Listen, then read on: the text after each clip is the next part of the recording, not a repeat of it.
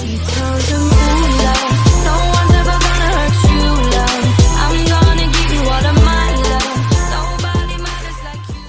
Assalamualaikum warahmatullahi wabarakatuh. Salam sejahtera untuk kita semua. Perkenalkan, saya Rian Pambudi dari Rombel Akuntansi A 2019 UNES dengan NIM 7211419166. Baik, di sini saya akan mempresentasikan hasil belajar saya di mata kuliah Sistem Informasi Manajemen di bab 10 tentang implikasi etis dari teknologi informasi. Baik, sebelumnya saya akan menjelaskan cakupan perspektif versus cakupan deskriptif. Cakupan perspektif ini menentukan MIS baiknya dikembangkan dan digunakan di dalam suatu perusahaan. Kemudian cakupan deskriptif ini yang menjelaskan bagaimana hal-hal yang sedang dilaksanakan. Kemudian ada moral, etika, dan hukum. Moral adalah tradisi kepercayaan mengenai perilaku yang benar dan yang salah. Kemudian ada etika. Etika ini adalah sekumpulan kepercayaan, standar, atau teladan yang mengarahkan yang merasuk ke dalam seseorang atau masyarakat. Dan yang terakhir ada hukum. Hukum ini adalah peraturan perilaku formal yang ditetapkan oleh otoritas yang berwenang seperti pemerintah terhadap subjek atau warga negaranya. Selanjutnya saya akan menjelaskan tentang meletakkan moral, etika, dan hukum pada tempatnya. Penggunaan komputer di dunia bisnis diarahkan oleh nilai moral dan etis manajer, spesialis informasi, dan pengguna, serta hukum yang berlaku. Lalu saya akan menjelaskan tentang kebutuhan akan budaya etika. Sebuah bisnis akan merefleksikan kepribadian dari pemimpinnya. Jika perusahaan dituntut untuk berperilaku secara etis, maka manajemen tingkat tinggi harus bersikap etis dalam segala sesuatu yang dilakukan dan dikatakannya. Selanjutnya, saya akan membahas tentang kebutuhan akan budaya etika. Bagaimana budaya etika ini dapat diterapkan? Manajemen tingkat atas ini menerapkan budaya etika dengan cara dari atas ke bawah. Di sini ada kredo perusahaan. Kredo perusahaan ini adalah pernyataan singkat mengenai nilai-nilai yang ingin dijunjung perusahaan. Kemudian ada program etika. Program etika ini upaya yang terdiri atas berbagai aktivitas yang didesain untuk memberikan petunjuk kepada para karyawan untuk menjalankan kredo perusahaan. Lalu yang terakhir ada kode etik perusahaan. Selanjutnya, saya akan menjelaskan tentang meletakkan kredo, program, dan kode pada tempatnya. Di sini, kredo perusahaan memberikan dasar untuk pelaksanaan program etika perusahaan. Kode etik tersebut menggambarkan perilaku-perilaku yang diharapkan dilaksanakan oleh para karyawan perusahaan dalam berinteraksi antara satu dengan yang lain dan dengan elemen-elemen lingkungan perusahaan. Lalu, saya akan membahas tentang alasan dibalik etika komputer. Di sini etika komputer ini adalah sebagai analisis sifat dan dampak sosial teknologi komputer serta perumusan dan justifikasi dari kebijakan-kebijakan yang terkait untuk penggunaan teknologi tersebut secara etis. Ada dua aktivitas utama etika komputer. Yang pertama, menyadari dampak penggunaan komputer terhadap masyarakat. Kemudian yang kedua, merumuskan kebijakan yang menjaga agar teknologi tersebut digunakan di seluruh perusahaan secara etis.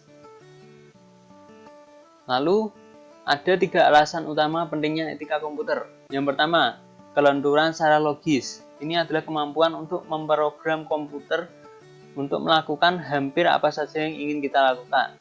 Kemudian yang kedua ada faktor transformasi.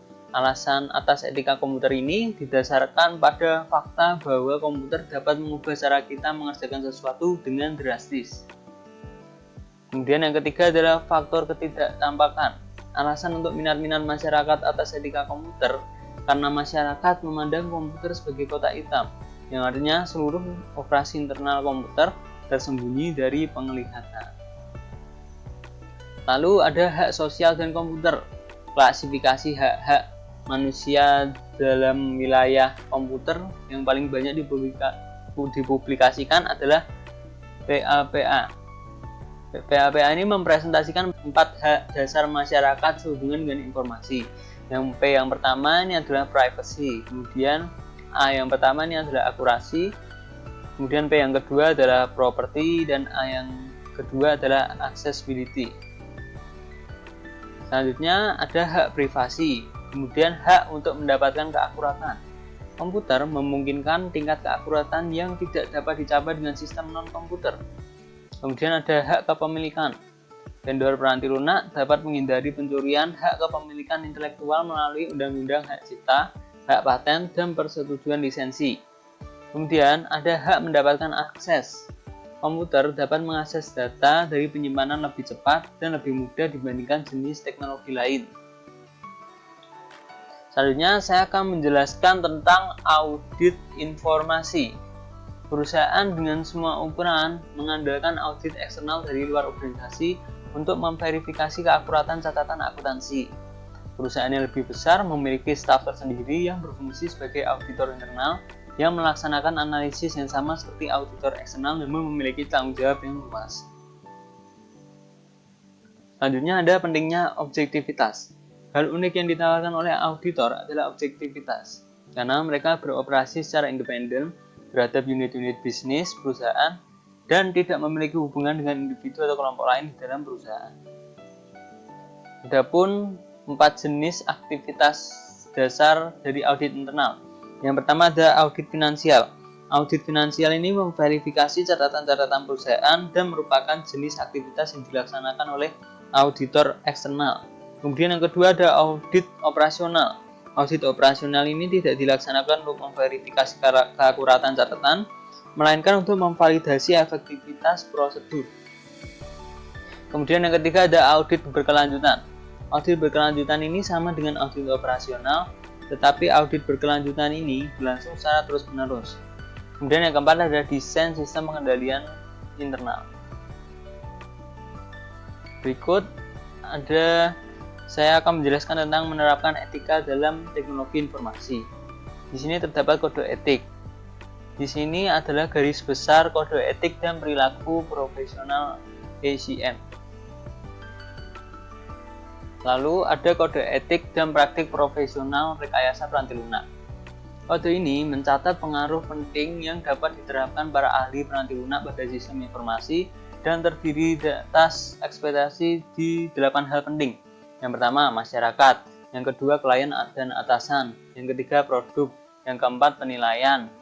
Yang kelima, manajemen. Yang keenam, profesi. Yang ketujuh, keluarga. Dan yang kedelapan, diri sendiri. Lalu selanjutnya ada pendidikan etika komputer. Pendidikan ini terdiri dari beberapa sumber. Yang pertama, mata kuliah di perguruan tinggi. Yang kedua, program profesional. Dan yang ketiga, program edukasi swasta. Selanjutnya, saya akan membahas tentang etika dan CIO. CIO dapat memenuhi ekspektasi pelaporan keuangan dengan cara mengikuti program yang mencakup hal-hal berikut. Yang pertama, mencapai tingkat pemahaman yang lebih baik akan pemahaman prinsip-prinsip akuntansi.